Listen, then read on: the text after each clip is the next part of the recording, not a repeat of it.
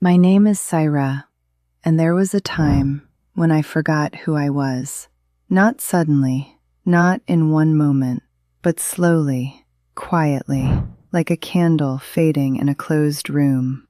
Day by day, piece by piece, until one day I looked in the mirror and didn't recognize the woman staring back at me. I used to wake up before sunrise, not because I wanted to, but because I had to. The world outside would still be asleep, but my day had already begun.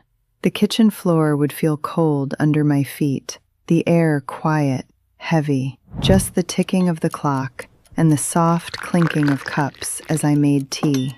Sometimes I would stop, just for a second, and listen. Because people say silence is peaceful, but they don't tell you that sometimes silence can feel louder than noise. It can press against your chest, like something you cannot escape. That early morning time, it was the only time that belonged to me, and yet, even that didn't feel like mine.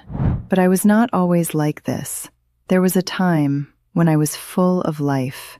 I used to laugh loudly, the kind of laughter that made others laugh too. I used to argue about small things, dream big dreams. I had opinions. I had fire. I wanted to become a teacher. Not just any teacher. I wanted to stand in front of a classroom, holding a book, watching young girls believe in themselves.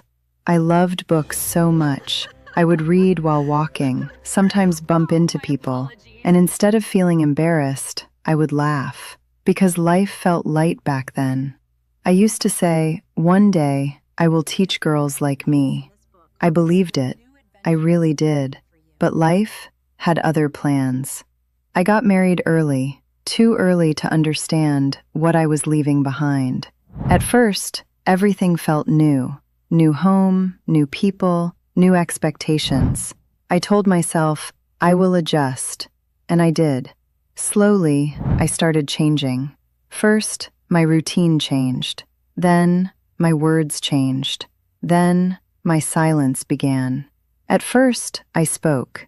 Then I was told, you talk too much, so I spoke less. At first, I explained myself. Then I was told, you are wrong, so I stopped explaining. And one day, without anyone noticing, I disappeared. Not physically, but inside. Silence became my habit, and then it became my identity. One night, there was an argument. Like always, it started with something small. Something so small that I don't even remember what it was. But it didn't stay small. Voices rose, words became sharp, like knives thrown without care. And I stood there, holding my tears, like I always did, because I had learned that crying only makes things worse. But that night, something was different. Someone was watching. My daughter, Amina, standing at the door, silent, her small hands gripping the frame, her eyes wide, not with fear, but with understanding.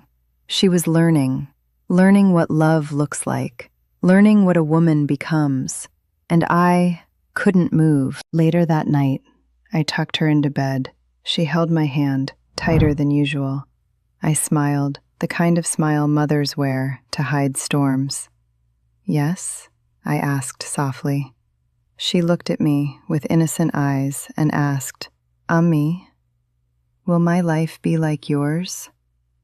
Time stopped. My heart sank, like something inside me broke completely, because children don't ask questions like that unless they already know the answer. And for the first time, I had no words, no excuses, no lies, just silence, heavy, painful, truthful silence. That night, I didn't sleep.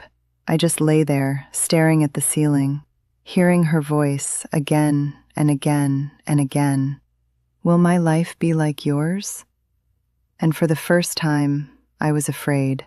Not of people, not of consequences, but of the truth. Because if I stayed the same, if I stayed silent, then yes, her life would be just like mine. And I couldn't let that happen. Not to her, not to my daughter. That was the night everything changed. The next morning, my hands were shaking, not from fear, but from something new, awareness. I opened an old drawer, one I hadn't touched in years. Inside was a notebook, dusty, forgotten, just like me. I picked up a pen. It felt unfamiliar, like holding a part of myself I had lost. And slowly, I wrote one sentence. I am not happy. Just 5 words, but in that moment, it felt like I could breathe again, like I existed again. After that, I started writing every day. At first, just a few lines, then pages. My pain, my anger, my fears, all poured onto paper. And something strange happened. The more I wrote, the less I felt invisible. My voice was coming back, slowly but surely. When I joined the education program, I was terrified. I sat in the back, avoiding eye contact, wondering if I even belonged there. People talked, some supported me, many didn't. Why do you need this? Focus on your home. This is not for women like you. Those words hurt, but not as much as silence had, so I stayed. Even on the days I wanted to quit, I remembered her voice, and I stayed. Leaving was not brave. It was painful, messy, terrifying. I cried more in those days than I had in years. But I also knew staying would destroy me completely. So I chose pain over disappearance, and I left. A small room, 2 children, very little money, and a future full of uncertainty. There were nights I cried quietly so my children wouldn't hear. Days when I doubted everything. But there was something new, something I had never felt before. Peace. No shouting, no fear, just space to breathe. I started teaching, just 1 child, then 2, then more.